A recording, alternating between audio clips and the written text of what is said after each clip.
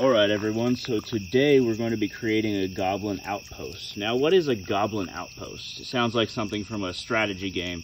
A goblin outpost, I'm titling it this because it kind of explains what it is. So basically I'm putting a place in the yard where it is very easy for the goblins to pop into this dimension in this spot so that they can watch the property, they can keep an eye on things, and Whizbang and Shadow can fulfill their contract, as well as bring other goblins to watch over everything and basically not let anything into the property or onto the property that has any ill intentions towards us or any kind of malevolent intent. And I offer the goblins a lot of food in return, but I'm basically going to be showing how I'm going to create this outpost, what offerings and what elements of the ritual I'm going to do, and we'll kind of go from there. It's going to be a stack of rocks right there, and the rest of that is going to be these. I'm going to be using these elements,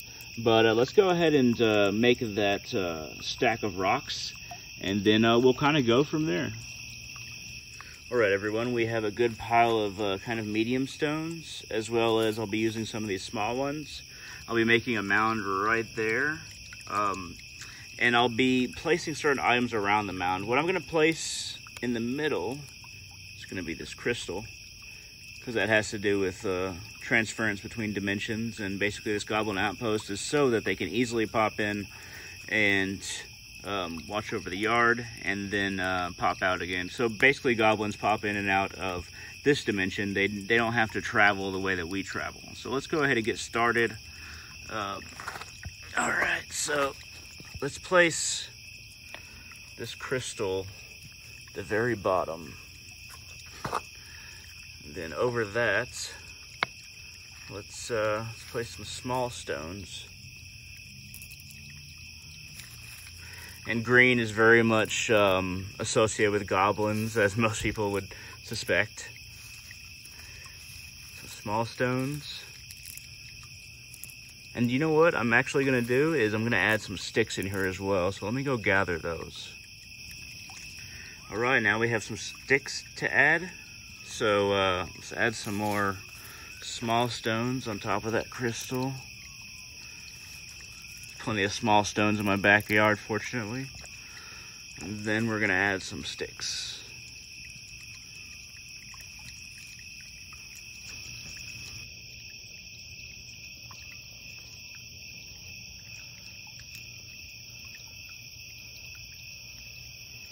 Making a structurally sound pile here. Alternating directions of the sticks just a little bit. It doesn't have to be completely like a well-built tower, but should have some kind of design to it. Kind of like building a fire, actually. Okay, now that we have that, we go ahead and place some coins on there before we add the bigger rocks. Part of the structure is kind of an offering. Goblins love shiny things.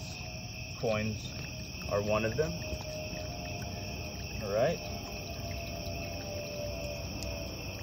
Now we're going to add some bigger rocks.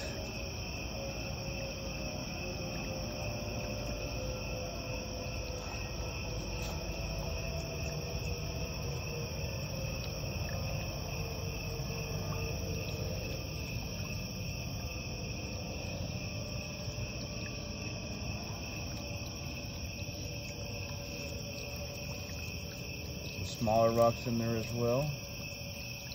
Goblins are actually not that obsessed with neatness, so you don't have to design a perfect looking little outpost here. As long as it has some structure and kind of the ability for them to kind of get in nooks and crannies after they manifest, because they can be very small and they can become very big depending on what they're trying to do. And that doesn't mean that we necessarily see them all the time, whether they're small or big. Make sure there's got a lot of nooks and crannies in there. Okay, so now Let's add a couple little sweet things here. Got some double bubble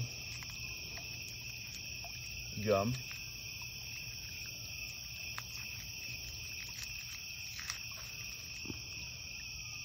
Add that in there on either side. And come out of those crannies and kind of get a little bit of jolt of energy here.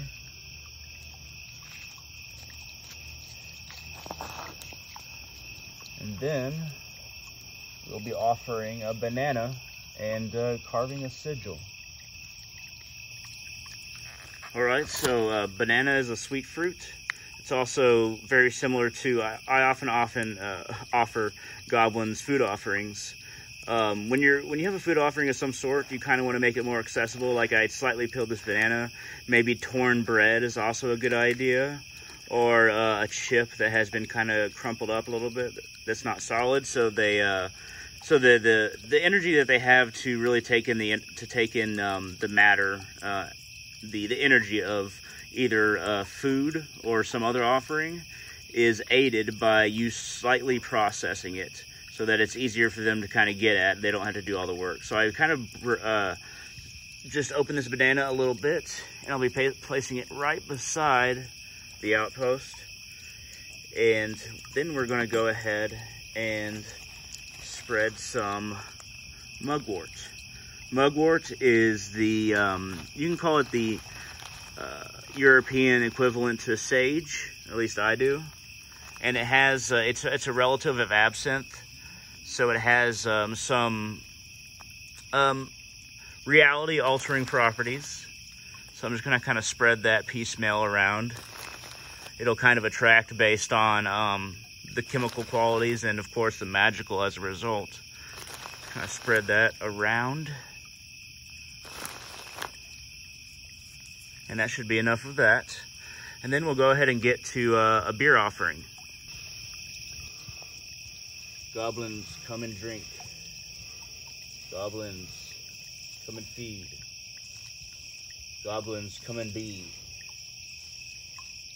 Call upon you, goblins, and your horde, led by Shadow and Whizbang. Come to me.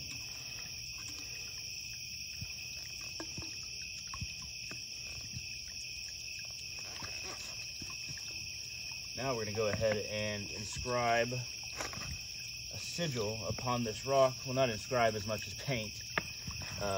First, I'm going to paint it in Dove's Blood ink, which is some spiritual ink. And then I'll probably overlay it with some India ink to make it more easy to see.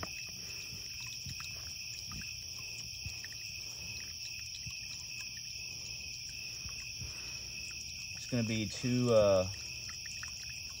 Pertho runes, which is a rune of it's a rune of initiation. It's a rune of luck. It is a symbol of a cup, a dice cup on its side. This very much hints at the possibility and really ephemeral nature of goblins. It hints at their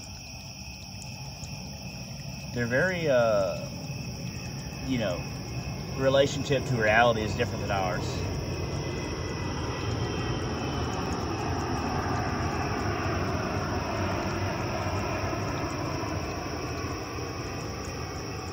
It's based very much on possibility and not solidity of reality, of creativity, and not concrete reality. And I can think of no better rune than Pertho to symbolize that. So this is the rune I use for my goblins. It has 2 Perthos looking either way, saying, you know, possibility is everywhere. And then you have this spiral symbol in the center, which is a symbol of manifestation, of becoming and following one's path into oneself, which is very transdimensional in nature, just as our spirit and soul are. All right, guys, I actually don't think we need India ink because this Dove's Blood ink is showing up very well on this stone and very prominent. So let me just add some goblin symbolism.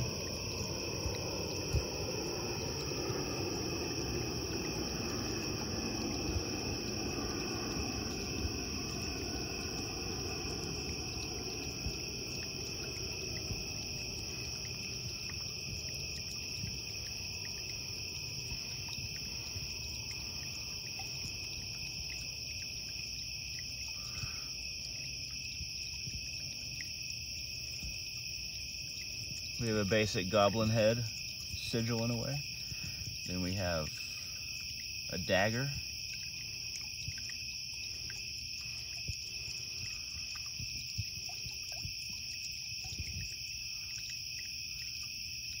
And we'll have a coin.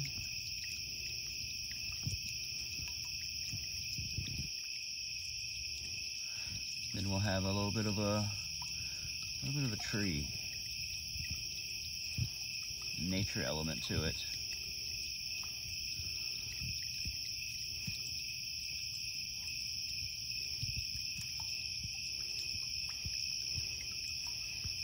Once again, their goblins aren't very specific. You don't have to be very, definite in how you produce these things.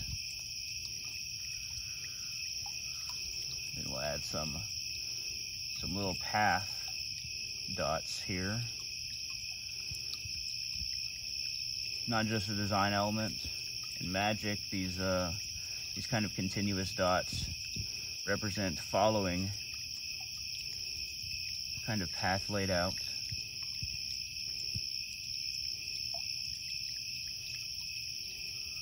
Add a little bit more to that tree there. And make this more prominent.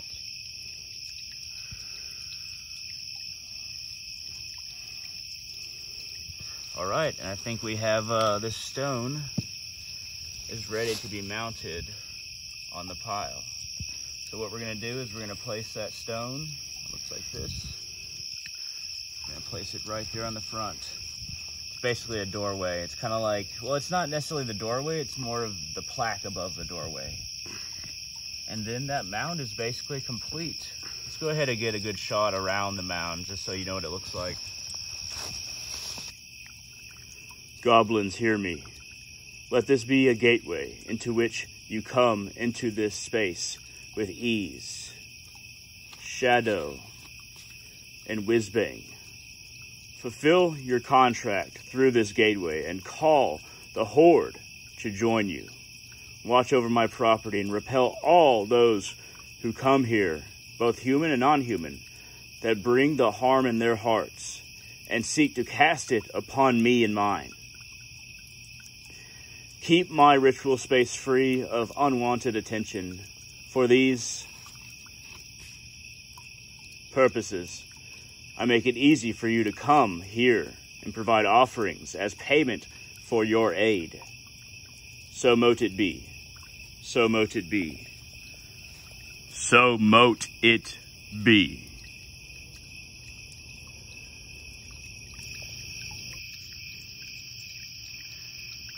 The ritual is at an end. I offer this tobacco as an additional source of energy and attunement between the goblins and this space.